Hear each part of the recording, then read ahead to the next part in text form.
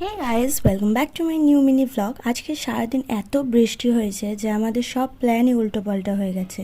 যেই বেরোনোটা সন্ধ্যে 6টার সময় ছিল, বৃষ্টির কারণে 8টার সময় বেরোতে পেরেছি, তো প্ল্যানও চেঞ্জ হয়ে গেছে।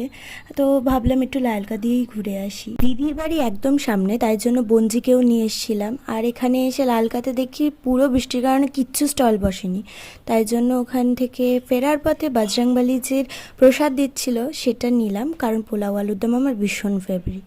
তারপরে সবাই মিলে প্রসাদ খেয়ে একটা ছোট্ট ক্যাফেতে চলে এসেছিলাম, আর ক্যাফেটা না পুরো ফাঁকা ছিল, আর আমি পুরো পাগলামি করছিলাম। যাই হোক, ক্যাফেটার খাওয়া দাওয়া কিন্তু খুব ভালো ছিল আর রিজনেবলও ছিল।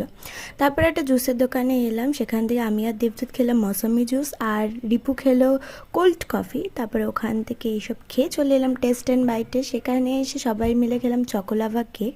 তারপরে রিপুকে টাটা করে চলে এলাম বাড়ি। তো আজকের মতন এইটুকুই, নেক্সট ব্লগে দেখা হবে।